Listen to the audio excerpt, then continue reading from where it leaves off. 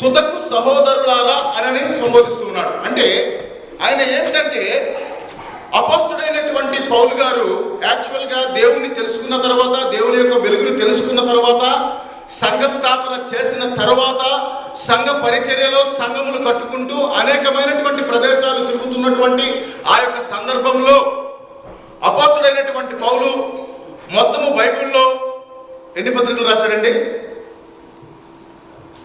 Anyone ఎన్ని పత్రికలు రాశాడు చెప్పగలరా? ఎవరైనా సరే అపోస్తలులు రాసినటువంటి కార్యములు అని పాస్టర్ గారు చెప్తే వెంటనే తీసేస్తాం. మొత్తం ఎన్ని? 12. ఎన్ని? 14. ఎన్ని రాశారండి? 14 రాశారు. మొట్టమొదట ఏ సంఘానికి రాశారో తెలుసా అండి? మొట్టమొదటి రాసిన పత్రిక ఎవరికి? చివరి రాసినటువంటి పత్రిక ఎవరికి చెప్పండి? కొరింథీయులు. బైబిల్లో ఉంది కాబట్టి, అపోస్తలుల కార్యం పక్కన వెంటనే రోమా ఉంది కాబట్టి మొట్టమొదటి పత్రిక వచ్చేసి తెలుసుకోవాలండి. అంటే బేసిక్ ఇవి కొన్ని మనము నేర్చుకుంటే మంచిది. టక్కన ఎవరైనా వచ్చి మనం పాస్టర్ అడిగారు, ఏమండి మీరు మీ పాస్టర్లు ఎవరో ఒకరు కూడా చెప్పలేదా అని అంటే ఇట్లా మనం తెలముఖం చేస్తే బాగుంటుంది కదండి. కాబట్టి అపోస్తలుడైనటువంటి పౌలు బైబిల్ గ్రంథంలో 14 పత్రికలు రాశాడండి. మొట్టమొదటి పత్రికను తెస్సలోనికలకు రాశాడండి. చివరి పత్రికను 2 తిమోతికి, అంటే తిమోతికి రాసినటువంటి 2వ పత్రిక చివరి పత్రిక అండి. అయితే ఈ మధ్య కాలంలో సువార్తను ప్రకటించుకుంటూ, సంఘమును నిర్మించుకుంటూ, సంఘ నిర్మాణంలో సంఘములో సభ్యులు ఎక్కువ అవుతున్న కొద్దీ సంఘములో భేదాభిప్రాయం అనేటువంటివి రావడం అనేటువంటిది జరుగుతూ ఉన్నాయండి. ఎందుకు జరుగుతున్నాయి అని అంటే ఎస్పెషల్గా కొరింథీ అనేటువంటిది 1వ శతాబ్దంలోకి వచ్చేసరికి గ్రీకు యొక్క ప్రాముఖ్యతను కలిగి ఉన్నటువంటి ప్రదేశం అండి. అంటే ఆ దినాలలో గ్రీకులు ఎక్కువగా ఆ యొక్క రూల్ ఇన్ఫ్లుయెన్స్ చేసేటువంటి వారు. అలా గ్రీకు యొక్క ఇన్ఫ్లుయెన్స్ ఉన్నటువంటి ఆ యొక్క సమయంలో, అందుకనే మీరు బైబిల్లో మొట్టమొదటి చూసినట్లయితే అక్కడ రాయబడి ఉంటుంది. ఏమని రాయబడి ఉంటుందంటే ఆదిమ హెబ్రీ గ్రీకు భాషల నుండి అని చెప్పేసి బైబిల్లో మొట్టమొదటి రాయబడి ఉంటుందండి. కావాలంటే మీరు చూడండి, గమనించండి ప్రియమైనటువంటి సహోదరి సహోదరుడా.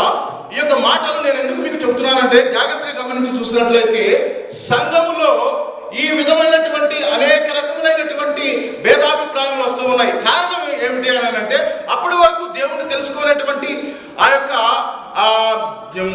జెంటైల్స్ దేవుణ్ణి తెలుసుకున్న తర్వాత అప్పటి వరకు వారు విగ్రహారాధనలోను, దేవతల ఆరాధనలోను మరొక రకమైనటువంటి విధముగా వారు జీవిస్తూ ఉన్నప్పుడు వారు వచ్చినప్పుడు అక్కడ కొన్ని సందర్భాల్లో కొన్ని పాయింట్లు ఉన్నాయి. అంటే కొరింథీయులకు రాసినటువంటి పత్రికను మొదటి పత్రిక 2 పత్రిక చూసినట్లయితే సంఘములో వచ్చినటువంటి భేదాభిప్రాయములకు ఆయన ధర్మశాస్త్రంలో ఏముంది, లేదు ప్రభు అయినటువంటి యేసుక్రీస్తు వచ్చిన తర్వాత ఆ యొక్క సంఘ నిర్మాణం తర్వాత ధర్మశాస్త్రమునకు యేసుక్రీస్తు బోధకు ఉన్నటువంటి ఆ వ్యత్యాసమును వివరించుకుంటూ సరి అయినటువంటి రీతిలో ప్రతి దానికి జవాబు చెబుతూ ఈ పత్రికలన్నీ రాసినట్లుగా మనం చూస్తూ ఉన్నాం ప్రియమైనటువంటి సహోదరి సహోదరుడు. అలాంటి సందర్భంలో సంఘంలో రాస్తూ అంటాడు, ఆయన మెట్టుకు సహోదరులారా, తుదకు సహోదరులారా అని సంబోధిస్తూ ఉన్నాడు. అంటే చెప్పాల్సిందంతా చెప్పేసేసి ఇదిగో ఈ విధంగా ఉండండి, ఈ విధంగా ఉండండి, ఈ విధంగా ఉండండి అని బోధించేసేసి తుదకు సహోదరులారా అని చెప్పేసేసి ఇక్కడ మాట చెప్తూ ఉన్నాడు. ఏమని చెప్తూ ఉన్నాడు? ఆ మాటను చూద్దాం, చూడండి.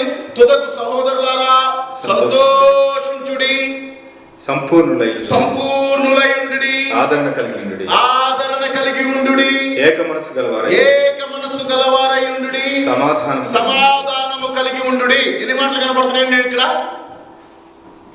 చదివేటప్పుడు? వింటున్నారా? ఆ మాటలు ఒకసారి చెప్పండి. సంతోషించుడి, సంపూర్ణులైయుండుడి, ఆదరణ కలిగి ఉండుడి, ఏక మనసు గలవారైయుండుడి, సమాధానంగా ఉండుడి. అంటే ఇక్కడ అర్థం ఏంటో తెలుసా అండి?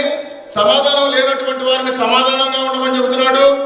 మరలా ఏక మనసు అంటే భేదాభిప్రాయాలు ఉన్నటువంటి వారికి భేదాభిప్రాయాలు ఏమీ లేకుండా ఏక మనసును కలిగినటువంటి విశ్వాసమును కలిగి ఉండాలి సంఘమని సంఘానికి తెలియజేస్తూ ఉన్నాడు. సంపూర్ణులై ఉండాలని చెప్తున్నాడు, సంతోషంగా ఉండాలని చెప్తున్నాడు. అయితే ఈ మాటలన్నింటి గురించి నేనైతే ఈ రోజు మాట్లాడలేను, కానీ ఒకే ఒక మాట గురించి మాట్లాడతానండి. అదే ఏమిటంటే 2వ మాట, సంపూర్ణులై ఉండుడి. ఏమండి? ఏ మాట అండి? సంపూర్ణులై ఉండుడి. అనుకోవచ్చు, ఇదేంటి పాస్టర్ గారు సంపూర్ణులై ఉండటం అంటే ఏంటండి? మేము సంఘానికి వచ్చి బాగా సంపూర్ణంగా ఉంటున్నామని మనం అనుకోవచ్చు. కానీ దేవుని యొక్క వాక్యాన్ని మనం జాగ్రత్తగా గమనించి చూసుకున్నట్లయితే మనమందరమును రక్షణ పొందిన వారమే. మంచిదే. వాక్యానుసారంగా బాప్తిసం తీసుకున్నటువంటి వారమే, అది కూడా మంచిదే. దేవుని ఆత్మ ద్వారా నింపబడినటువంటి వారమే, అది కూడా మంచిదే. విశ్వాసములో కొనసాగుతున్నటువంటి వారమే, అది కూడా మంచిదే. అయినప్పటికీ కూడా దేవుడు కోరుకునేటువంటి ఒక విషయం ఇక్కడ అపోస్తలుడైనటువంటి పౌలు ద్వారా తెలియజేస్తూ ఉన్నాడు. ఏమని తెలియజేస్తున్నాడంటే, నీ విశ్వాసం ఎప్పుడు ఎలా ఉండాలంటండి? సంపూర్ణముగా ఉండాలి. Praise the Lord. నిజంగా గమనించండి ప్రియమైనటువంటి సహోదరి సహోదరుడా, దేవుడు కోరుకుంటూ ఉన్నాడు, నీ విశ్వాసము, నువ్వు రక్షింపబడ్డావు, బాప్తిసం తీసుకున్నావు, విశ్వాసంలో ఎదుగుతున్నావు, కానీ ఆ విశ్వాసం అనేటువంటిది మాత్రము ఎలా ఉండాలని దేవుడు కోరుకుంటున్నాడు? మరి 2012వ సంవత్సరంలో మన విశ్వాసం ఏ రీతిలో ఉందో మనందరికీ, మన హృదయాలకు తెలుసు. అయితే దేవుడు చెప్తూ ఉన్నాడు, దేవుడు మాట్లాడుతూ ఉన్నాడు, దేవుడు వాక్యం ద్వారా తెలియజేస్తూ ఉన్నాడు సంఘానికి, సంపూర్ణతతో కూడినటువంటి విశ్వాసము ప్రతి ఒక్క విశ్వాసికి అవసరం అని చెప్పేసి దేవుని యొక్క వాక్యం మనకు స్పష్టంగా తెలియజేస్తూ ఉన్నది. కాబట్టి ప్రియమైనటువంటి సహోదరి సహోదరుడా, అసంపూర్ణమైనటువంటి మనసును కానీ, అసంపూర్ణమైనటువంటి కార్యములను కానీ మన జీవితంలో ఉండకూడదు అనేటువంటిదే దేవుని యొక్క ఉద్దేశము. అర్థమవుతుందండి నా మాట? ఇక్కడ దేవుని యొక్క ముఖ్య ఉద్దేశం ఏంటంటే, సంపూర్ణతతో కూడినటువంటి విశ్వాసం అవసరము. అసంపూర్ణమైనటువంటి విశ్వాసాన్ని దేవుడు మెచ్చడు, అసంపూర్ణమైనటువంటి కార్యాలను దేవుడు మెచ్చడు. మనం ఒకవేళ విశ్వాసం అని చెప్పుకుంటూ ఉండవచ్చు, లేదా నేను సేవకుడునని చెప్పుకుండవచ్చు, లేదా దేవుని బిడ్డలని ప్రతి అందరి చేత పిలిపించుకునవచ్చు, కానీ దినదినము నీ యొక్క సంపూర్ణత, దేవుని యొక్క ఆ సన్నిధిలోనికి నిన్ను నడిపించి ఆయన కుడి పార్శ్వం మీద కూర్చోగలిగేటువంటి ఆ యొక్క రూపాంతరమునకు చెందేటువంటి విధముగా నీ యొక్క విశ్వాస జీవితము సాగుతుందో లేదో మనం పరిశీలన చేసుకోవాలని చెప్పేసి ఈ యొక్క 2012 డిసెంబర్ 31 చివరి దినమున దేవుడు మనకి తెలియజేస్తూ ఉన్నాడు. ప్రియమైనటువంటి సహోదరి సహోదరుడా, నేను సంఘంలో చక్కటి విశ్వాసిగా ఉంటున్నామనని మనం అనుకోవచ్చు, కానీ అది దేవుని యొక్క సన్నిధిలో మనం నిలబడటానికి, దేవుని సన్నిధిలో నిలబడి దేవుని యొక్క రాజ్యంలోనికి మనం ప్రవేశించడానికి, రూపాంతరము చెందేటువంటి ఒక విశ్వాసంగా మనం ఉంటున్నామో లేదో ఒక్కసారి పరిశీలన చేసుకోవాలని చెప్పేసి దేవుని యొక్క వాక్యం మనకు స్పష్టంగా తెలియజేస్తూ ఉన్నది. కాబట్టి అయితే అసలు సంపూర్ణత అంటే ఏమిటి? సంపూర్ణులై ఉండాలని అంటున్నాడు. ఏ ఏ విషయాల్లో మనం అసలు సంపూర్ణం అంటే ఏంటంటే అసలు అర్థం? ఆ మాట దానికి భావం చెప్పండి, కరెక్ట్ మీనింగ్ చెప్పండి. సంపూర్ణత అనేవాళ్ళు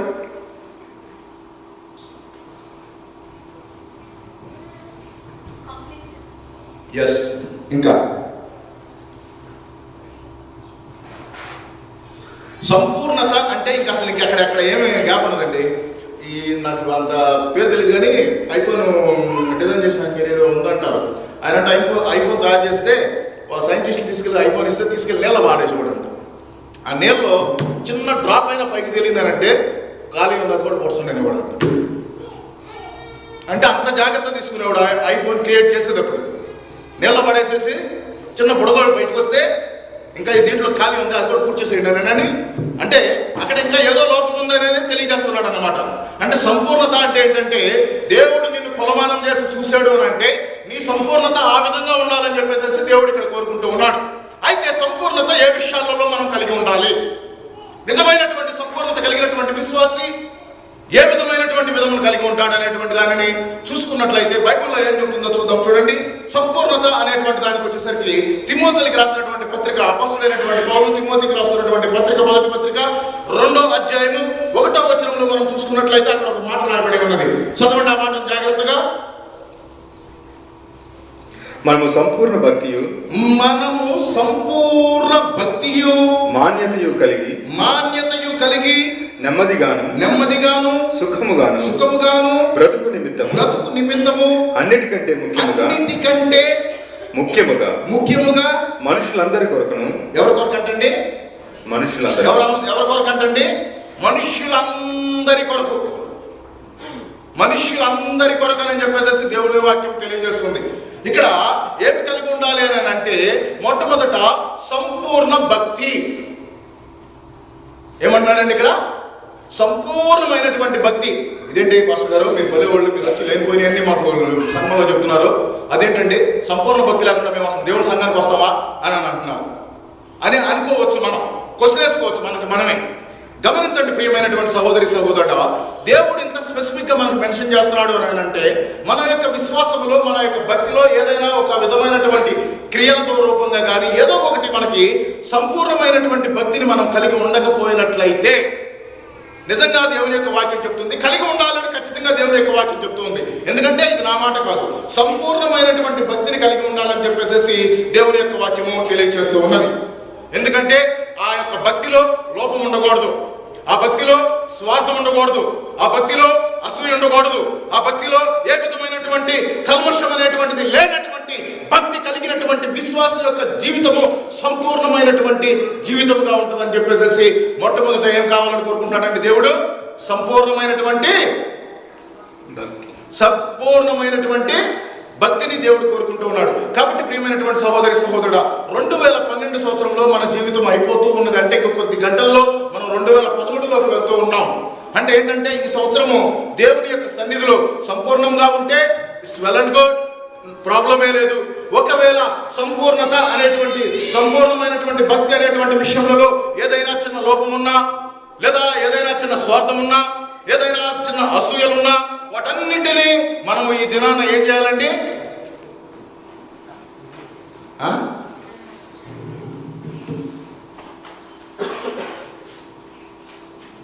ఏం చేయాలండి? అన్నిటినీ మన జీవితం నుండి తీసివేయటానికి ప్రయత్నం చేయాలి. లేదు మేము అలాగే వెళ్ళామన్నా దేవుడు ఒప్పుకుంటాడు, పర్వాలేదు. కాకపోతే అక్కడ ఒప్పుకోడు కానీ ఇక్కడికైతే ఒప్పుకుంటాడు 2013. కాబట్టి ప్రియమైనటువంటి సహోదరి సహోదరుడు, దేవుని యొక్క వాక్యం అయితే హెచ్చరిక చేస్తుంది. సంపూర్ణమైనటువంటి భక్తి అంటే స్వార్థం లేనటువంటి భక్తి, సంపూర్ణమైనటువంటి భక్తి అంటే లోపములు లేనటువంటి భక్తి, ఏ విధమైనటువంటి కల్మషం లేనటువంటి భక్తి. గమనించండి, ఇంకొక విషయాన్ని జాగ్రత్తగా చూసుకుందాం. చూడండి, యాకోబు రాసినటువంటి పత్రికలో చూసుకున్నట్లయితే అక్కడ కూడా ఒక మాట రాయబడి ఉన్నది. చూడండి ఆ మాట ఏమని రాయబడి ఉన్నదో చూద్దాం. చూడండి, యాకోబు రాసినటువంటి పత్రిక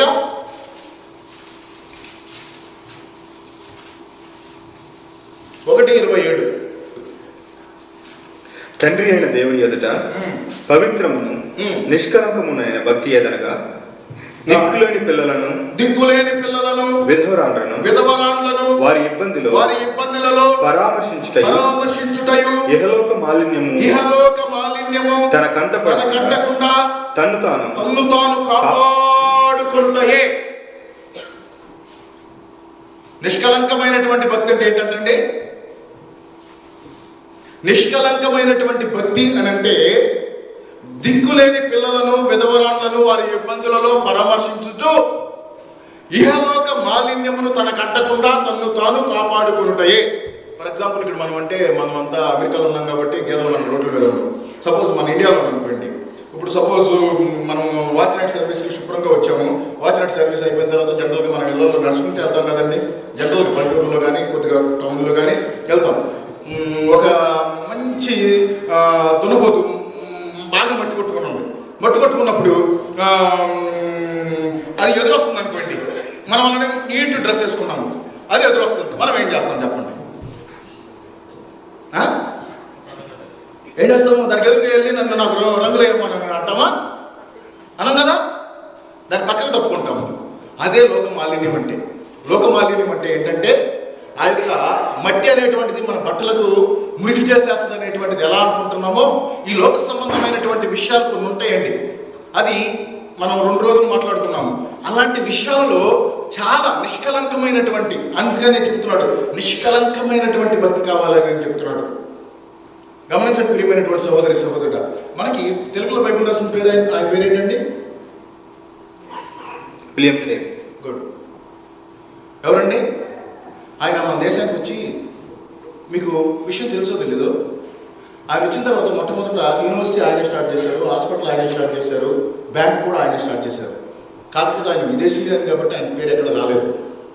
ఒకనొక సందర్భంలో ఆ విధమైనటువంటి ఇంకొకటి ఏంటంటే సతీ సాగరణం అనేటువంటిది ఒకటి ఉండేదండి మన దేశంలో. మీకు అందరికీ ఐడియా ఉండే ఉంటుంది, చదువుకున్నాం కాబట్టి. మనం సతీ సాగరణానికి రాజా రామ్మోహన్ రాయ్ అనేటువంటి వ్యక్తి మన పేరు బాగా వినపడుతుంది మన భారతదేశంలో. కానీ దానికి అసలు ఎంకరేజ్ చేసి ఆయన అసలు ఆ కల్చరే అదే తప్పు అనేటువంటిది క్రియేట్ చేసి అది ఆ విధమైనటువంటి విధంగా రాజా రామ్మోహన్ ఎంకరేజ్ చేసినటువంటి వ్యక్తి మన విలియం కేరీ. అంటే అంతటి గొప్ప అద్భుత కార్యాలు చేశాడు. నిజంగా విలియం కేరీ మన దేశంవాడు అయితే భారతరత్న ఆయనకి ఇచ్చేవాడు. కాబట్టి మన దేశంవాడు కాబట్టి భారతరత్న ఇవ్వలేదు, కానీ ఆయన ఎన్నో అద్భుతమైనటువంటి కార్యాలు చేశాడు. మొత్తం విలియం కేరీ బైబిల్ ఎన్ని లాంగ్వేజ్లో రాశాడు మీకు ఎవరైనా తెలుసండి? 40 లాంగ్వేజ్. ఏంటండి?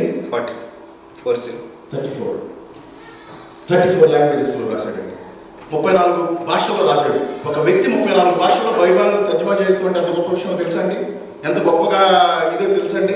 అలాంటి వ్యక్తి ఒకసారి లండన్ వెళ్తే లండన్లో మీటింగ్లో మాట్లాడుతూ ఉన్నాడంట. మీటింగ్లో మాట్లాడుతుంటే అక్కడ ఉన్నటువంటి వారు, నువ్వు ఇండియాకి వెళ్ళిపోయి అది చేశాను, ఇది చేశాను, అది చేశాను, ఇది చేశాను అని చెప్తున్నావు, కానీ do you remember that you are a shoe maker అని అన్ని క్వశ్చన్ వేశాడంట.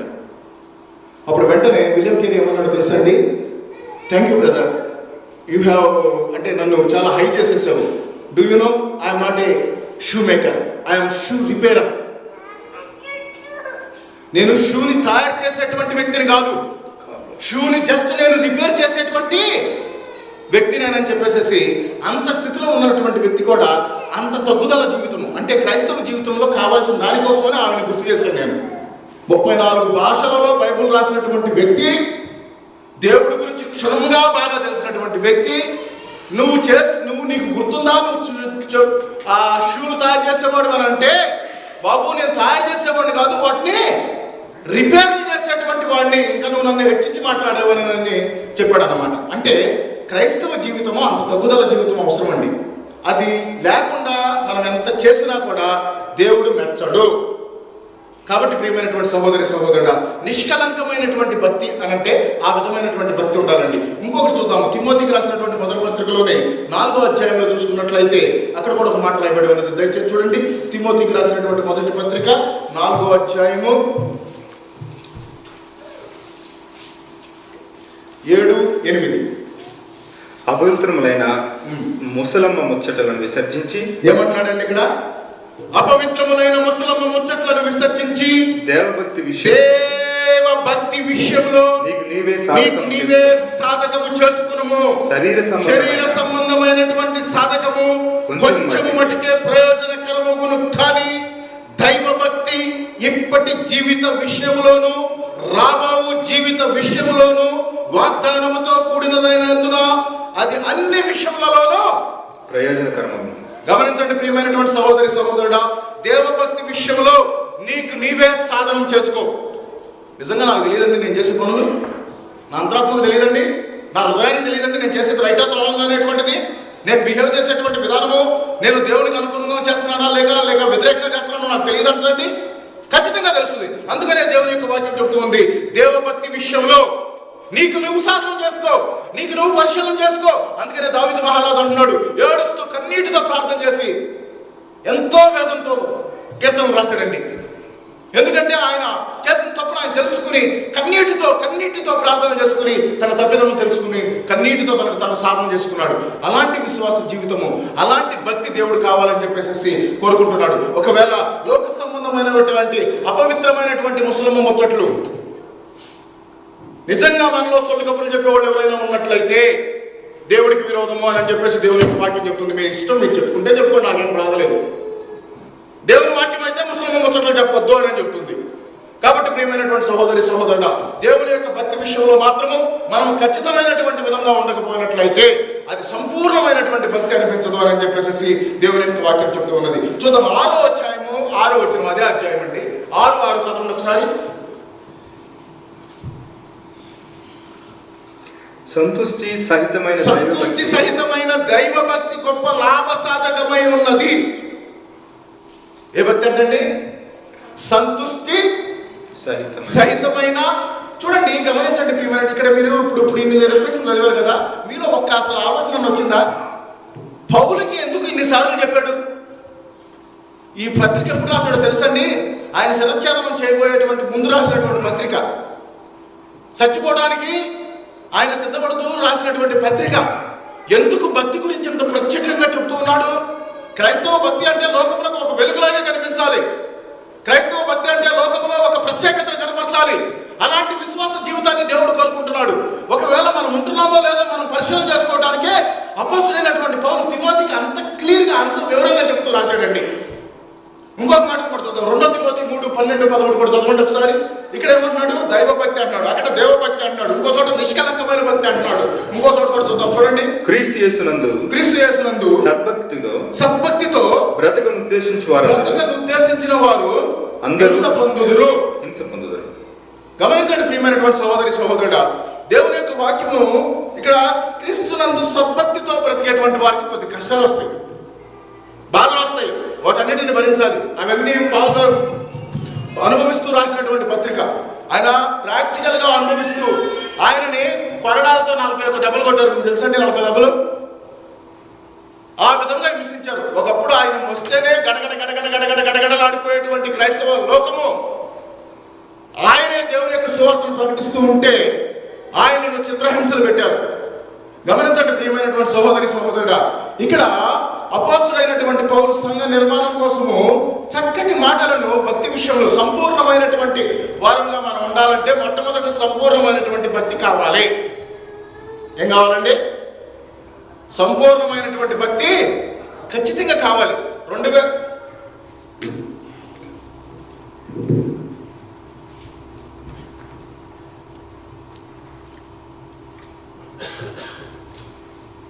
మొట్టమొదటి పాయింట్ ఏంటండి? చెప్పండి అందరూ కాస్త. నేను చదువుతుంటే మీరు ఒకసారి మాట్లాడరు, అదే అట్లా మాట్లాడుతున్న అవసరం వస్తుంది కదా. కాబట్టి రెండో మాట చూసుకుందాము. 1 తిమోతి 2:10-11.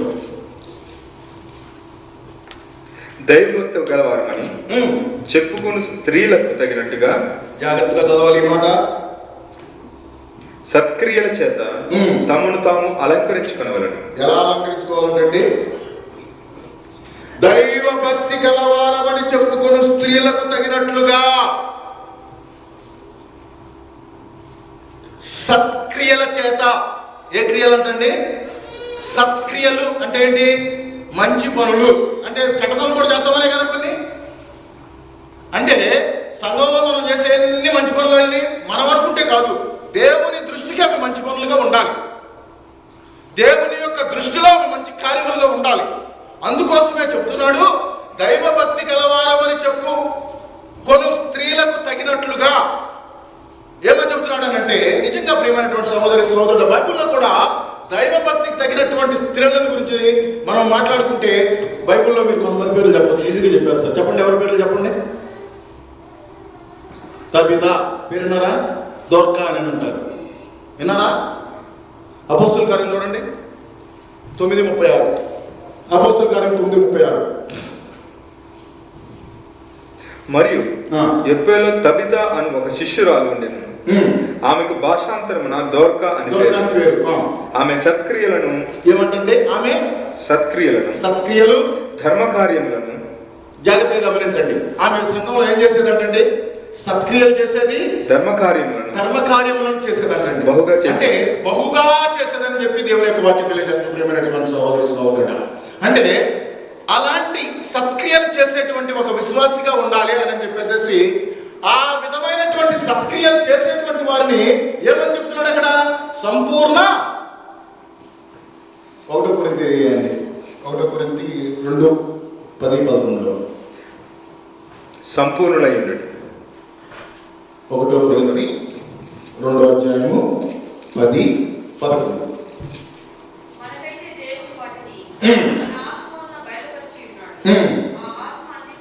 కాదమ్మా, 2:10-11. దైవ భక్తి గల స్త్రీలమని చెప్పుకో, దైవ భక్తి గల వారమని చెప్పుకున్న స్త్రీలకు తగినట్టుగా సత్క్రియల చేత తమను తాము అలంకరించుకునవలెను.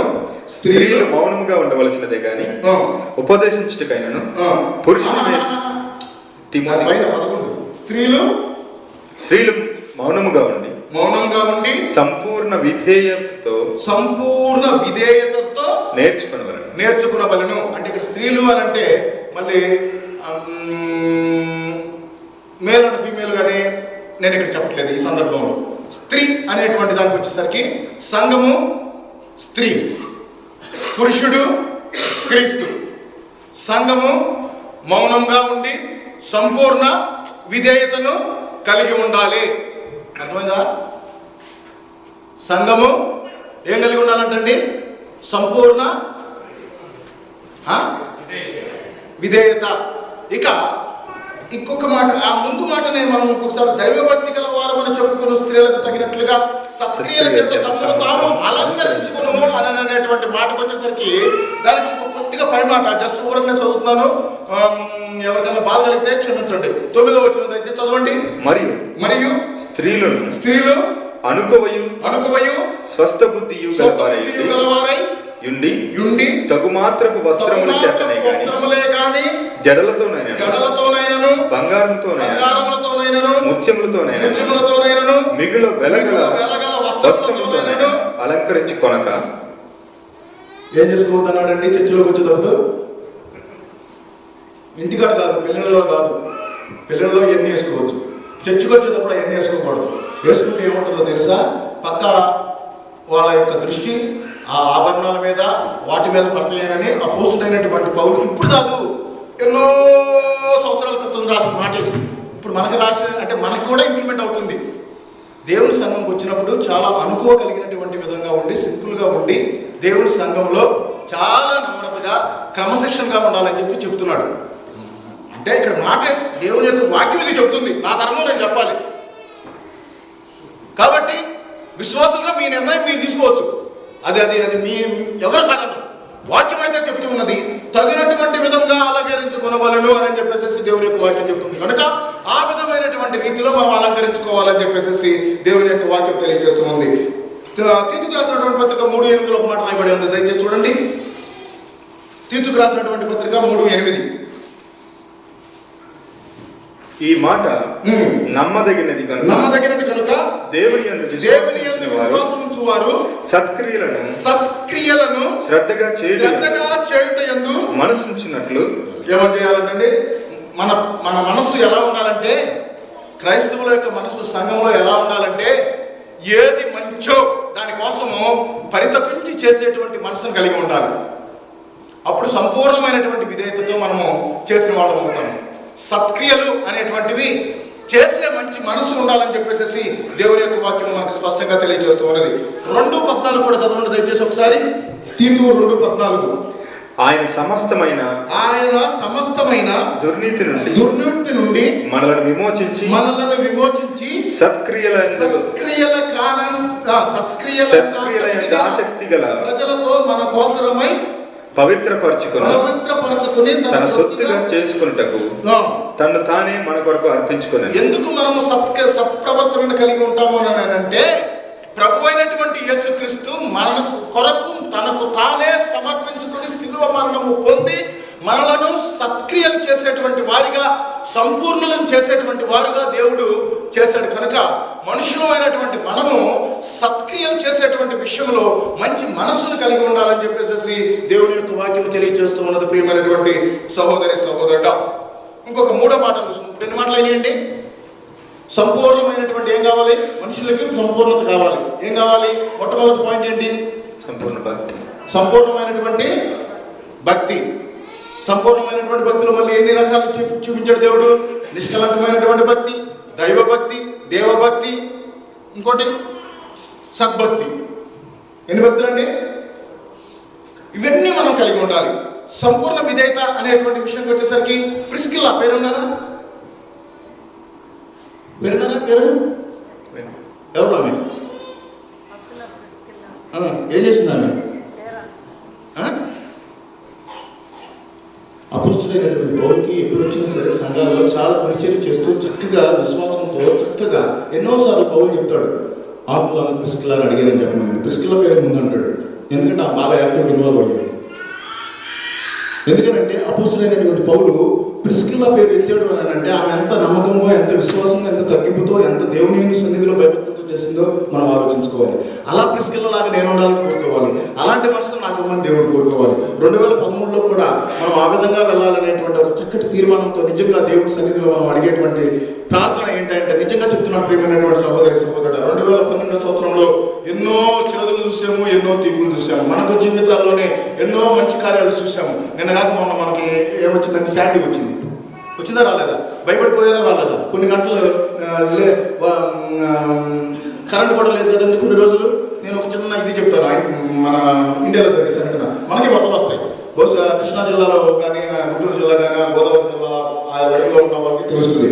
వచ్చినప్పుడు వరదలు పొంగేసి పెద్ద పెద్ద పెద్ద వరదలు వెలుకుంటూ వస్తున్నప్పుడు ఆ వరదలకండి ఆ ఇల్లు మునిగిపోతాయి. కొన్ని విలేజెస్ అయితే మునిగిపోయి ఆ ఇంట్లో ఉన్న సామాన్ అంతా ఏమవుతుందండి, కొట్టుకొచ్చేస్తుంది. కొట్టుకొచ్చినప్పుడు ఎవరో ఈత వచ్చిన వాళ్ళు ఉంటారు, మంచి ఈతగాళ్ళు. ఆ ఈత వచ్చిన వాళ్ళు ఏం చేస్తారంటే ఆ వస్తువులు తెచ్చేసుకుంటారు. తెచ్చేసుకుని కొంతమంది అలానే కావాల్సిన వాళ్ళు ఉంచుకుంటారు, లేదంటే అమ్మేసుకుని డబ్బు సంపాదించుకుని జీవనోపాధి చేసుకుంటూ ఉంటారు. అయితే అట్లా ఒకనొక సమయంలో వరద వచ్చినప్పుడు ఏం జరిగిందనంటే ఒక వస్తుని ఒక అతను పాపం పొద్దున్న నుండి ప్రయత్నం చేస్తున్నాడు, ఏం తెచ్చుకోలేకపోతున్నాడు. వాడికంటే ముందే బాగా గజేతగాళ్ళు ఏం చేస్తున్నారంటే దూకేస్తాము, తెచ్చుకోవడం సరిపోతుంది.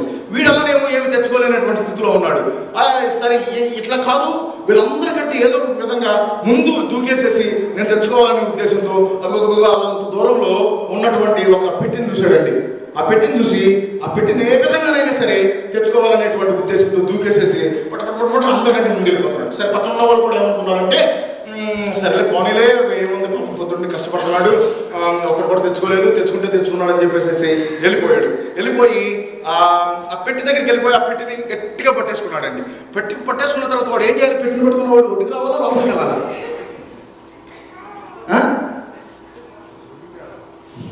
ఎక్కడ రావాలి? వాడు ఒడ్డుకు రావట్లా, లోపలికి వెళ్తున్నాడు.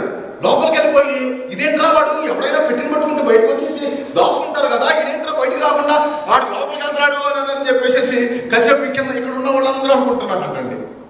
అనుకుంటుంటే వాడు కాసేపు ఆగిన తర్వాత నన్ను రక్షించండి అని అంటున్నాడు అంటండి. ఏంట్రా బాబు అని అంటే పెట్టి నల్లగా ఉందే పట్టుకుంటే ఎవరంటే ఎలుగుబంటు. నెల పట్టుకోతుంది ఎలుగుబంటు. వారి నీళ్ళ ఉందేమో వీడి తగిలేసరికి వెచ్చగా ఉండేసరికి గట్టిగా పట్టుకుని అది వదలట్లేదు. వరి వదలండి అంటే ఏంటి, ఎందుకు వదలాలి, ఏంటి అసలు ఏంటంటే నన్ను ఎలుగుబంటి పట్టుకుందంటే నువ్వు దాన్ని వదిలేసి వచ్చేసాయి అంటున్నారంట. అంటే నేను దాన్ని అరగంట క్రితమే వదిలేశాను, కానీ నన్ను అది వదలతలేదు అని చెప్తున్నాడు. అంటే ప్రియమైనటువంటి సహోదరుడా, ఈ మాట నేను ఎందుకు చెప్తున్నానంటే మొదటగా మనకు ఆశగానే ఉంటుంది. ఏదైనా సరే ఒక వ్యసనానికి బానిస అయిపోయినప్పుడు, ఒక వ్యసనంలోనికి మనకు బానిస అయిపోయేటప్పుడు సరదాగానే ఉంటుంది. కానీ దాన్ని వదిలించుకోవాల్సినటువంటి పరిస్థితి వచ్చినప్పుడు మాత్రము చాలా కష్టంగా ఉంటుంది. ప్రియమైనటువంటి సహోదరుడు, మీకు తెలుసో లేదో, నేను అమెరికాకు వచ్చినటువంటి కొత్తలో కెనెక్టికట్లో గ్రోటన్ ప్రైజర్లో జాబ్ వచ్చింది. నేను అసలే మనకు ఇంగ్లీష్ సరిగ్గా వచ్చేది కాదు, చచ్చేది కాదు. సరే భయంగా వెళ్ళాను. మన తెలుగు వాని అతని దగ్గరే నేను జాయిన్ అయ్యాను. వాడు పాపం ఏమో అతని పర్సనల్ ప్రాబ్లమ్స్, అతని రూమ్లో ఉన్నాను. ఒకే ఒక 4 రోజులు ఉన్నాను. నేను ఉండలేకపోయాను, ఎందుకంటే నాకు నచ్చకపోతే మన వల్ల కాదు. నేను అలానే ఇండియాలో వేడన్నం తినే అలవాటు అయ్యి అలానే ఫ్రిడ్జ్లో పెట్టుకుంటారు. ఇప్పుడు అలవాటు అయ్యాను అనుకోండి, నేను కూడా పెట్టుకుంటాను. వచ్చిన కొత్తలో నాకు అలవాటు ఉంటుంది కదండి. వాడు అలానేమో రోజు వండొద్దు అంటాడు. వాడు స్వామి వండుకుంటే నీకేం పోయిందా, నేనే కదా వండుకుంటుందని అంటే నేను సరేనా అన్నాడు. తీరా తన గురించి చూస్తే ఏమిటో తెలుసండి, 120K క్యాష్లోకి వెళ్ళిపోయి ఆస్తిని పోగొట్టుకున్నాడు. ప్రియమైనటువంటి సహోదరుడు, అంటే సరే పోగొట్టుకున్నా కూడా అది మానేశాడా?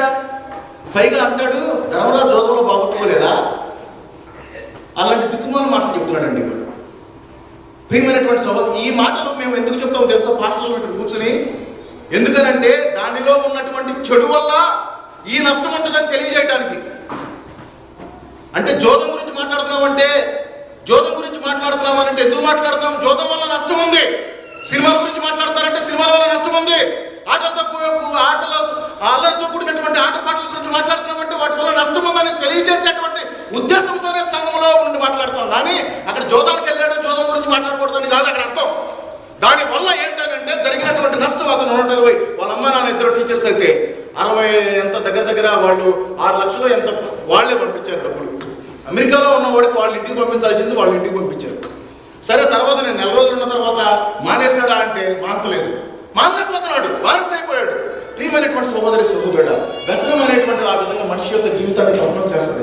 అందుకనే నిజంగా క్రైస్తవులు అనేటువంటి వాళ్ళు ఏ విధమైనటువంటి వ్యసనాలకి లోను కాకుండా, ఏ విధమైనటువంటి వాటికి లోను కాకుండా ఆ విధమైనటువంటి జాగ్రత్తమైన జీవితం కావాలని చెప్పేసి దేవుని యొక్క వాక్యాన్ని ఇక్కడ మేము గద్దించి చెప్పమనే దేవుని యొక్క వాక్యంలో ఉంది. కావాలంటే రిఫరెన్స్ కూడా చూస్తాను మీకు. ఏమని ఉందంటే, నేను గద్దిస్తున్నాను అని అంటే ఏంటో తెలుసా? ఇతరులు భయపడి నిమిత్తము పాపము చేయువారిని అందరి యొద్ద గద్దించుము అని దేవుని యొక్క వాక్యం ఉంది. ఫిలిప్ 1 తిమోతి 5:20 ఉంది. చదవవసరం లేదు, కావాలంటే రెఫరెన్స్ రాసుకుని ఇంటి దగ్గరికి వెళ్ళి చదవండి. దైవజనుడు సంఘము మీద ఏదైనా గద్దించడం అంటే సంఘ దిద్దుబాటు కోసమే కానీ ద్వేషించి కాదు. ద్వేషిస్తే వాడు 7 రెట్లు శాపాన్ని పాపాన్ని పొందుతాడు. కాబట్టి ప్రియమైనటువంటి సహోదరి సహోదరుడా, మనం ఏది చేసినా కూడా ప్రేమ అంటే ఆ విధమైనటువంటి సంపూర్ణమైనటువంటి భక్తితో సంపూర్ణమైనటువంటి విధేయతతో చేసేటువంటి విశ్వాసులుగా ఉండాలని చెప్పేసి దేవుని యొక్క వాక్యం తెలియజేస్తూ ఉంది. ఇంకొక మాట, 3వ మాటను చూసుకుందాం. చూడండి, కీర్తనల గ్రంథము 16వ అధ్యాయం 11వ వచనం.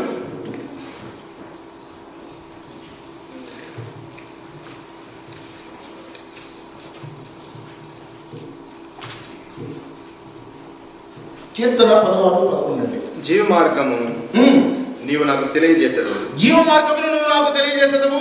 నీ సన్నిధిని సంపూర్ణ సంతోషం కలదు. నీ సన్నిధిని సంపూర్ణ సంతోషం కలదు. ఏముందండి? ఏముండాలంటండి? దేవుని సన్నిధిలో ఏముండాలంటండి?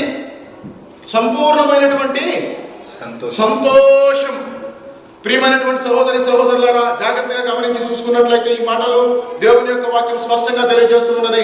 సంపూర్ణమైనటువంటి సంతోషము ప్రతి ఒక్క విశ్వాసి కలిగి ఉండాలని చెప్పేసి దేవుడు కోరుకుంటూ ఉన్నాడు. జీవ మార్గమును నీవు నాకు తెలియజేసేదవు. దేవుని సన్నిధిలో ఏం తెలుసుకుంటామంట మనము? జీవ మార్గం, పరలోక రాజ్య సత్యాలు, దేవుని యొక్క ఆజ్ఞలు, దేవుని యొక్క కట్టడలు, దేవుని యొక్క నిబంధనలు అవి తెలుసుకుంటాం. కాబట్టి ఆ నిబంధనలలో మనం జీవించాలి. కాబట్టి వాటిని తీర్చుకోవడానికి నీ సన్నిధిలో ఏ విధంగా ఉండాలని చెప్పి దేవుడు కోరుకుంటున్నాడండి? సంపూర్ణ సంతోషంలో కూడా పాస్టర్ గారు వాక్యం చెప్పండి. ఎవరండి, నేను ఒక పావుగంట ఎక్కువ చెప్తానండి చెప్పండి అని కడుపులో సంపూర్ణ సంతోషం లేకుండా అన్నం అనుకోండి. అది దేవుని యొక్క వాక్యం ఏం చెప్తుందండి?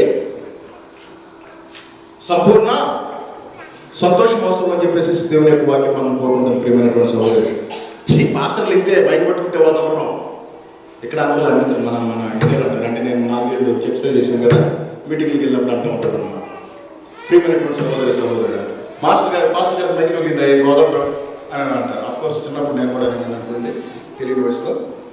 కాబట్టి ప్రియమైనటువంటి సహోదరి సహోదరుడు, సంతోషము అనేటువంటిది క్రైస్తవులు ఏ విధంగా ఉండాలంటేనండి, ఒక సందర్భంలో పాస్టర్ గారు అండి ఒక దైవ సేవకి వెళ్ళి ఒక మీటింగ్కి వెళ్ళిపోయి అర్ధరాత్రి 11 గంటలకు వచ్చాడంటే ఇంటికి.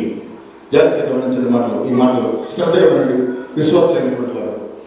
నిజంగా ప్రియమైనటువంటి సహోదరి సహోదరుడు, 11 గంటలకి పాస్టర్ గారు ఇంటికి వచ్చిన తర్వాత సరే భోజనం చేయకుండా వచ్చాడు. భార్యను పిలిచాడు. అమ్మ నాకు చాలా ఆకలిగా ఉంది, కొద్దిగా భోజనం ఉంటే పెట్టానంటే, అయ్యా మీరు వస్తారని తెలియదు కదా, నేను వండుకోలేదు, నేను ఉన్నది తినేసాను, అనలేదు. సరే ఒక అరగంట టైం ఇవ్వు, నేను టక్ టక్ వండేస్తాను అని చెప్పేసి చెప్పిందండి. సరే పాస్టర్ గారు అన్నాడంట, సరేనమ్మా నువ్వు తొందరగా కానీ నాకు చాలా ఆకలిగా ఉండే అని అన్నాడు. సరే ఇక గదిలోకి వెళ్ళిన తర్వాత నేను ఎందుకు ఈ అరగంట సేపు వేస్ట్ చేయాలి, దేవుని సన్నిధిలో ప్రార్థన చేద్దాం కదా అని చెప్పేసి మోకరించాడటండి. ప్రియమైనటువంటి సహోదరి సహోదరులారా, మోకరించి ప్రార్థన చేస్తూ అలా ప్రార్థిస్తూ ఉన్నాడండి. ఆమె భార్య వంట వండింది, కూర వండేసింది, వచ్చింది. తలుపు దగ్గర చూస్తే పాస్టర్ గారు ఏం చేస్తున్నాడు? ప్రార్థన చేసుకుంటూ ఉన్నాడు. పాస్టర్ గారు లేపాలా, వెయిట్ చేయాలా? మీరైతే ఏం చేస్తారు చెప్పండి? అమ్మ మా ఆయన అమ్మ లేదు లేవాలి, ప్రార్థన తర్వాత చేసుకోవచ్చు అంటారా? సరే చేసుకున్నారు, ప్రార్థన అయిన తర్వాత అనుకుంటారా? అనే కదా. ఆమె పాపం వెయిట్ చేసింది.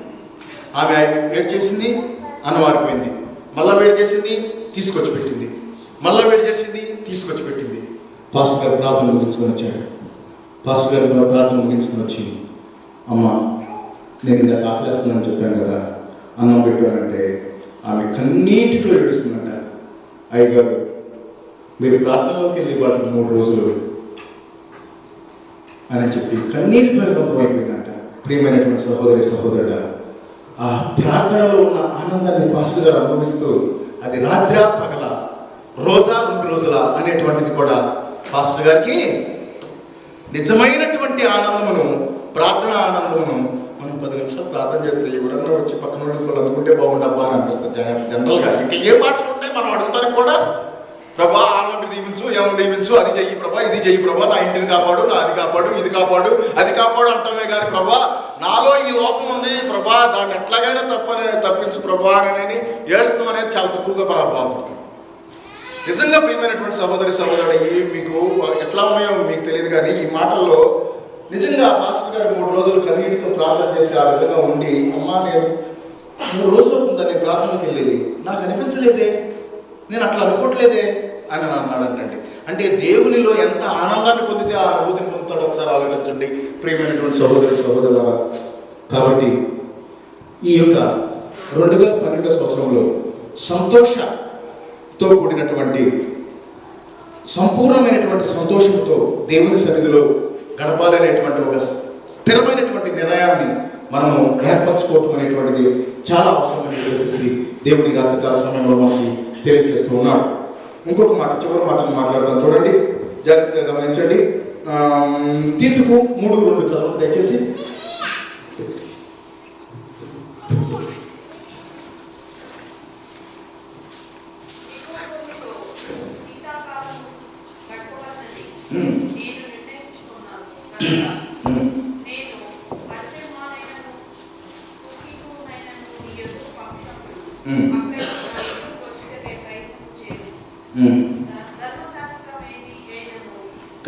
ఎన్ని రోజులమ్మా? ప్రతి సత్కార్యం చేయుటకు సిద్ధపడి ఉండవలనని మనుషుల ఎందరి ఎడల సంపూర్ణమైన సాత్వికమును కనపరుచు.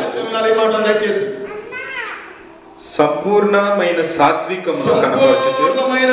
సాత్వికమును కనపరుచుచు ఎవరిని దూషించక జగడమాడని వారును శాంతులునై ఉండవలెనని వారికి జ్ఞాపకము చేయుము.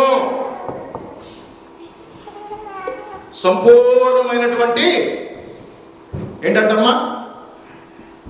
సంపూర్ణమైన సాత్వికము. ఇప్పుడు ఎన్ని మాటలు మాట్లాడుతున్నాం చెప్పండి. ఫస్ట్ మాట ఏంటి? అందరూ చెప్పండి అమ్మా కొద్దిగా. సంపూర్ణ విధేయత, సంపూర్ణ సంతోషము, సంపూర్ణ సాత్వికము. గమనించండి ప్రియమైనటువంటి సహోదరి సహోదరులారా, జాగ్రత్తగా గమనించి చూసుకున్నట్లయితే సంపూర్ణ సాత్వికము అనేటువంటిది చాలా అవసరం. మన బైబిల్లో ఒక జగడగుండి ఉంది, ఎవరో చెప్పండి.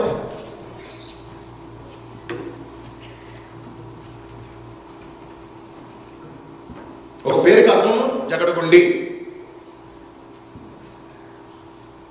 ఎవరో కరెక్టే చెప్పారు. ఎవరు కరెక్టే? గట్టిగా నుండి. శారాయి. శారానొద్దు. శారా అంటే మళ్ళీ మీనింగ్ మారిపోతుంది. శారాయి అని అంటే జగడగుండి. ఎవరండి? శారాయి అని అన్నప్పుడు అవే జగడగుండి అన్నమాట. అంటే ఏంటంటే శారాయికి అర్థం ఏంటంటే జగడగుండి అని అర్థము. అదే శారాయిని దేవుడు ఏమని మార్చాడు? శారా మార్చాడు. శారా అంటే రాజకుమారి, మన రాజకుమారి అన్నమాట.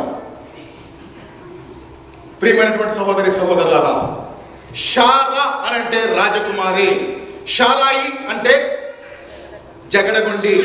మరి మనం ఎలా ఉన్నాం? శారాలా ఉందామా, శారాయిలాగా ఉందామా? కాబట్టి సాత్వికమైనటువంటి మనసు. సాత్వికం అంటే ఏంటి అసలు? ఓర్పు, సహనము, ఏదన్నా కూడా తట్టుకోగలిగేటువంటి, ఇది దేవుని నిమిత్తం నేను పడతానులే, పర్వాలేదులే అనుకునేటువంటి మంచి మనసు కలిగి ఉండాలి. గమనించండి ప్రియమైనటువంటి సహోదరి సహోదరుడా, దేవుని యొక్క పరిశుద్ధ లేఖనంలో ప్రార్థన నిబంధనలోకి వచ్చేసరికి దేవుడిచ్చిన ఆజ్ఞలో నరహత్య చేయవద్దు అని అన్నాడండి. అన్నాడు అనలేదు ప్రార్థన నిబంధన గ్రంథంలో. కానీ క్రొత్త నిబంధన గ్రంథంలోకి వచ్చేసరికి ఏమన్నాడు తెలుసండి? కోపపడవద్దు అని అన్నాడు. ఏమన్నాడండి? అంటే అక్కడ మనిషిని సంపొద్దని అన్నాడు. కోపం రావచ్చు అక్కడ, ఏది ధర్మశాస్త్రం ప్రకారం మనిషికి కోపం రావచ్చు. కానీ క్రొత్త నిబంధన ప్రకారము మనిషికి ఏం రాకూడదంటండి? అసలు కోపమే రాకూడదని నేను చెప్తున్నాడు. అంటే ఆ వ్యత్యాసాన్ని గమనిస్తున్నామా? దేవునిలో మనం ఎదుగుతున్నప్పుడు మన యొక్క జీవితంలో కూడా ఆ పరిపూర్ణత అనేటువంటిది మనలో వచ్చి సాత్వికమైనటువంటి మనసును మనలో ఏర్పరచుకోవాలని చెప్పేసి దేవుని యొక్క వాక్యం తెలియజేస్తూ ఉన్నది. జాగ్రత్తగా గమనించి చూసుకున్నట్లయితే మోషే గురించి దేవుడు సాక్ష్యం చెబుతాడు. ఏమని చెప్తాడు? సంఖ్యాకాండము 12వ అధ్యాయంలో ఒక మాట రాయబడి ఉంది, 3వ వచనంలో. దయచేసి చూడండి. సంఖ్యాకాండము 12వ అధ్యాయము 3వ వచనంలో ఒక మాట రాయబడి ఉంది. ఏమంటున్నాడు? భూమి మీద ఉన్న వారందరిలోకి మిక్కిలి సాత్వికుడు. ఏమన్నా చదవండి ఆ మాటలు. మోషే భూమి మీద ఉన్న వారందరిలో మోషే భూమి మీద ఉన్న వారందరిలో మిక్కిలి సాత్వికుడు. నిజమేనా? ఎంతమంది నిజమంటారండి? చేతులు లేకుండా ఒకసారి. ఏంటి మీరు అందరూ ఒప్పుకోరా? అంటే మీరు ఒప్పుకోవట్లేదు కంటే గమనించండి ప్రియమైనటువంటి సహోదరి సహోదరుడా, మోషే సాత్వికుడే, కానీ మొదట సాత్వికుడు కాదు. మొదట నాలుగు కోపిష్టి. ఎందుకనంటే ఐగుప్తు రాజు దగ్గర ఉంటూ ఐగుప్తుడికి ఇజ్రాయేలుకి యుద్ధం జరుగుతున్నప్పుడు ఇజ్రాయేలు కొట్టేశాడని చెప్పేసి ఐగుప్తుడిని ఏం చేస్తాడు తెలుసా? ఏం చేస్తాడు? చంపేసేస్తున్న బాధ చేస్తాడు. సాత్వికుడా? ముక్కోపి, విపరీతమైన కోపం కలిగినటువంటి వాడు. మరి అలాంటి వ్యక్తి గురించి దేవుడు మాట్లాడుతున్నాడు. ఏమని మాట్లాడుతున్నాడంటే భూలోకం అంతటిలోకి మోషే సాత్వికుడు అని చెప్తున్నాడంటే దాని అర్థం ఏంటో తెలుసా? ఎప్పుడైతే దేవుని యొక్క దర్శనమును పొందాడో, ఎప్పుడైతే దేవుని యొక్క అగ్నిని చూసి ఆ యొక్క దేవుణ్ణి తెలుసుకున్నాడో, అప్పుడు మోషేలో ఉన్నటువంటి ఆ యొక్క కోపం అంతయు నశించిపోయి ఏమైపోయిందండి? సాత్వికుడిగా మారాడు. సాత్వికుడిగా మారాడు అని అనటానికి ఇజ్రాయేలీలో అతను ఎడల పెట్టినటువంటి హింసలే మనకి అక్కడ సాదృశ్యం. నాకు నీళ్ళు లేవని ఒకడు అంటాడు, నాకు మాంసం లేదని ఒకడు అంటాడు, నాకు అక్కడ మేము చచ్చిపోతామని ఇక్కడ తీసుకొచ్చావా అని అంటాడు. అదే మన చర్చిలో మనం కానీ ఎవరన్నా లీటర్ని ఒక మాట అంటే లీటర్ భరిస్తామా మనం? చెప్పండి. ఉండవా స్వామి బలివడని ఎక్కడ లేని తోసమాగలుగుతాము. మోషే నుండి మనం నేర్చుకోవాల్సినటువంటిది ఏమిటంటే సాత్వికమైనటువంటి సంపూర్ణమైనటువంటి సాత్వికమును మనం తెలుసుకోవాలి. సంపూర్ణమైనటువంటి సాత్వికమును ఎవరైతే కోరుకుంటారో వారు నిజమైనటువంటి సంపూర్ణమైనటువంటి విశ్వాసం అని చెప్పి దేవుని యొక్క వాక్యం తెలియజేస్తూ ఉన్నది. కాబట్టి ప్రియమైనటువంటి సహోదరి సహోదరుడా, దేవుని యొక్క వాక్యం స్పష్టంగా తెలియజేస్తుంది. నిజంగా కోపము మోషేకున్న కోపము అప్పుడు కానీ అప్పుడు ఉన్నటువంటి కోపం నిజంగా మోషేకున్నట్లయితే ఇజ్రాయేలీల్లో ఆ 6 లక్షల మంది వాళ్ళ భార్యలు వాళ్ళ పిల్లలు బయలుదేరినప్పుడు ఆయన కోపం వచ్చినప్పుడల్లా ఎవరిని అట్లా చంపుతూ ఉండేవాడు. కానీ తన సాత్వికం వల్ల, ఓర్పు వల్ల, సహనం వల్ల చక్కగా ఆ యొక్క సైన్యాన్ని, ఇజ్రాయేల్ యొక్క సమూహాన్ని ఆ యొక్క కానాను దేశానికి నడిపించేటువంటి పాత్రలో ప్రముఖమైనటువంటి పాత్రను పోషించాడు. గమనించండి. అక్కడ నేను ఈ మాట ఎందుకు చెప్తున్నానంటే దేవుడు ఆ మాట అసలు ఎందుకు చెప్పాడు తెలుసా? వాళ్ళ సొంత అన్నయ్య, వాళ్ళ సొంత సిస్టర్ సనుకోవటం మొదలుపెట్టారు. ఎవరిని? నీ ఇష్టం వచ్చినట్టు చేసుకున్నాం, మాకు చెప్పబెట్టకుండా మేము పెద్దవాళ్ళు ఉన్నామనా లేవనా, అసలు నీ ఇష్టం అయిపోయింది అని అనుకుంటా మొదలుపెట్టారు సిస్టర్ బ్రదర్. అది ఎవరికి నచ్చలేదు? ప్రియమైనటువంటి సహోదరి సహోదరుడు, సంఘ పెద్దలను కూడా మనం అలా ఇసుకిస్తే దేవుడికి నచ్చుతాం. సంఘంలో ఉన్న విశ్వాసం నేర్చుకోవాల్సింది సంఘ పెద్దలకు తలనొప్పులు తెచ్చేటువంటి విధంగా ఉండకూడదు. ఆ విధంగా ఇసుకించకూడదు, వాళ్ళు బాధ కలిగించకూడదు. మోషేతో మాట్లాడుతున్నాడు మోషే, నా ఇల్లంతటిలోనూ నమ్మకస్తుడని చెప్తున్నాడు, భూలోకం అంతటిలోనూ సాత్వికుడని చెప్తున్నాడు. అలాంటి సాత్వికమైనటువంటి సంపూర్ణమైనటువంటి సాత్వికాన్ని కలిగి ఉండాలని చెప్పేసి దేవుడి వాక్యం ద్వారా మనతో మాట్లాడుతూ ఉన్నాడు. ప్రియమైనటువంటి సహోదరి సహోదరుడు, చూడండి, కయ్యను కోపమేలా అని దేవుడు అడుగుతాడు. గుర్తుందా మీకు? గుర్తుందా లేదా? ఏమ్మా లేదు ఆ మాట అనొచ్చు కదా, ఉందా లేదా? చూద్దాం, చూడండి. అయితే ఆదికాండము 4వ అధ్యాయం 6వ వచనం. ఆదికాండము 4వ అధ్యాయము 6వ వచనం. యెహోవా కయ్యూనుతో నీకు కోపమేలా ముఖము చిన్నబుచ్చుకుని ఉన్నావే. చాలు. ఆ మాట అంటే సాధ్యం నేను కూడా చెప్పుకుంటానంటే ఇది జనరల్ అయితే మనుషులు కదా. మనం కయ్యూనుతో దేవుడు అంటే కయ్యూను చెనపుచ్చుకున్నాడు. నన్ను మీరు ఎవరన్నంటే నేను చెనపుచ్చుకోను అంతే. మన మనుషులు కదా బలహీనతలు అనమాట. అంటే ఇక్కడ అర్థం ఏంటంటే కయ్యూని యొక్క బలిని దేవుడు అంగీకరించలేదు. వాళ్ళ బ్రదర్ యొక్క బలిని, హేబేలు యొక్క బలిని లక్ష్య పెట్టాడు, కయ్యూని యొక్క బలిని లక్ష్య పెట్టలేదు. సంఘంలో అంటే ఈ మాటను బట్టి, ఈ మాట నేను ఎందుకు గుర్తు చేస్తున్నానంటే, సంఘంలో ఒక్కొక్కరికి ఒక్కొక్క తలంతు దేవుడు ఇస్తాడండి. కొంతమందికి చక్కగా పాడేటువంటి స్వరం ఇస్తాడు, కొంతమందికి చక్కటి అడ్మినిస్ట్రేషన్ నడిపేటువంటి జ్ఞానాన్ని ఇస్తాడు, కొంతమందికి అలానేమో మరి ఒక రకమైనటువంటి విధంగా మరి ఒక రకంగా ఇస్తాడనమాట. అయితే సమస్య ఏంటంటే, ఇద్దరు పాడేవాళ్ళు ఉన్నారు,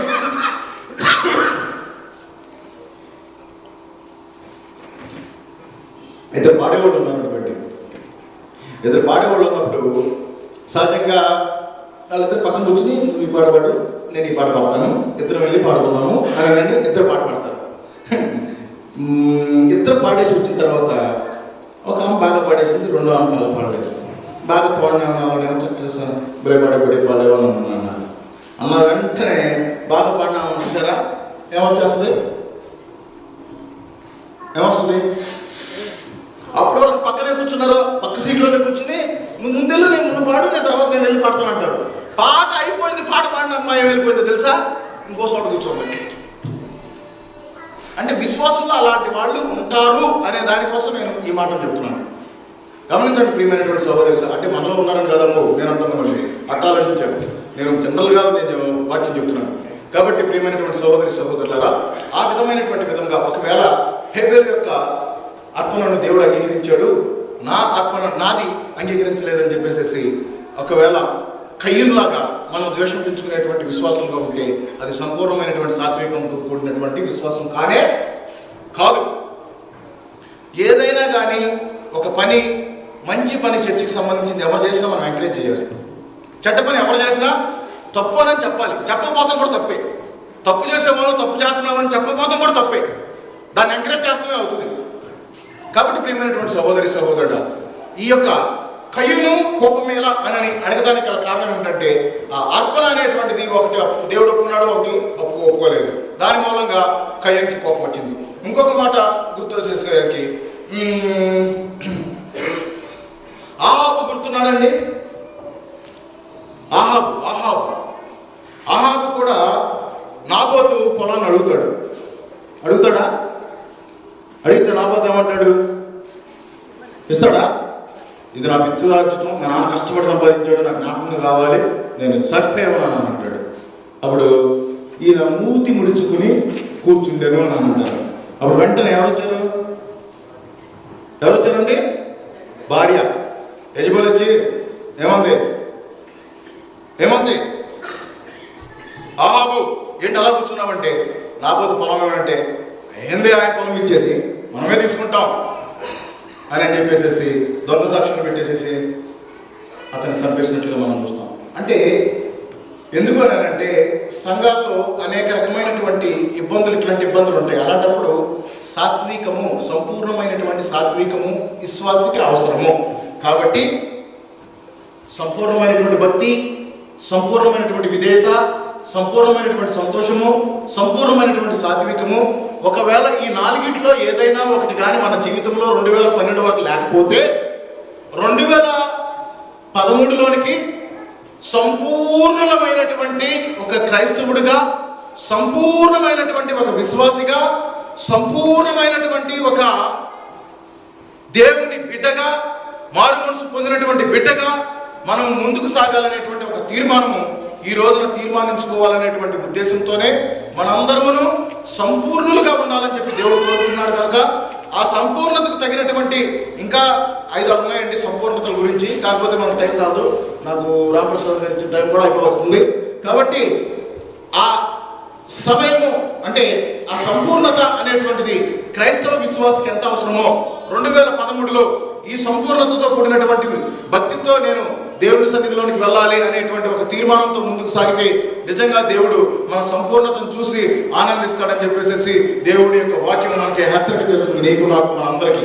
కాబట్టి ప్రియమైనటువంటి సహోదరులారా, మనందరము కూడా సంపూర్ణమైనటువంటి భక్తితో, నిష్కలంకమైనటువంటి భక్తితో, దైవభక్తితో, దేవభక్తితో, సంతృప్తి సద్భక్తితో, అలాగే మంచి సంతోషముతోనూ మంచి విధేయతతోనూ మంచి సాత్వికము, సంపూర్ణమైనటువంటి సాత్వికము, సంపూర్ణమైనటువంటి విధేయత, సంపూర్ణమైనటువంటి ఆనందము, సంపూర్ణమైనటువంటి భక్తితో మనందరం 2013లోనికి వెళ్ళటానికి మన హృదయాలను సిద్ధపాటు చేసుకున్నాము. కాబట్టి ప్రియమైనటువంటి సహోదరి సహోదరులారా, మనందరము అలాంటి మనసును కలిగి ఉండాలని చెప్పేసి దేవుని నామాన కోరుకుంటూ దేవుడు తన ఎన్నికలు చిన్న మాటలు దీవించి ఆశీర్వదించుగాక. ఆమేన్. చిన్న ప్రార్థన చేసుకుందామండి. మహాపరిశుద్ధుడు, ప్రేమ కలిగినటువంటి మా ప్రభువాన్ని పరిశుద్ధ పాదాల స్తోత్రాలు, వందనాలు. మహోన్నతుడ, సర్వశక్తి కలిగినటువంటి దేవా, ఇప్పుడు ఆయన ఈ యొక్క రాత్రికాల సమయంలో ప్రభా నాయన సంపూర్ణమైనటువంటి విశ్వాసులుగా ఉండటానికి ఉండవలసినటువంటి లక్షణాలను కొన్ని ప్రభా వాక్యం ద్వారా మీరు మాకు చూపించారు కనుక నాయన అలాంటి సంపూర్ణమైనటువంటి విశ్వాసంతో కూడినటువంటి మేము ప్రభా ముందుకు సాగటానికి 2013లో మా హృదయాలను ప్రభా ఒకవేళ ఏ విషయంలోనైనా ప్రభా మేము ఎవరి ఎడలైనా ప్రభా నాయన ద్వేషంతో ఉన్నట్లయితే ఈ యొక్క 2012లోనే వారి దగ్గర నుండి మేము సమాధానం కోరుకుని ప్రభా సంతోషంగా 2013లో ఒక కుటుంబ సభ్యులుగా వెళ్ళడానికి ప్రభా మేము సిద్ధపాటు కలిగేటువంటి విధంగా మా సిద్ధపాటు చేయమని, అలాగే ప్రభా నాయన మా జీవితాలను ప్రభా 2013లో ప్రభా మీ చేతులకు అప్పగించుకుంటూ ఉండగా ఆ యొక్క 2013 అంతటిలోనూ మీ కృపాక్షేమములు మా వెంట వచ్చడానికి ప్రభా నాయన మేము మీ యందు సంపూర్ణత విశ్వాసంతో ముందుకు నడవడానికి మా యొక్క హృదయాలను సిద్ధపాటుని కలగ చేయమని నజరేయుడైనటువంటి యేసుక్రీస్తు నామములో అడుగుచున్నాం తండ్రి. ఆమేన్. మరొకసారి మీ అందరికీ నా హృదయపూర్వకమైనటువంటి వందనాలండి.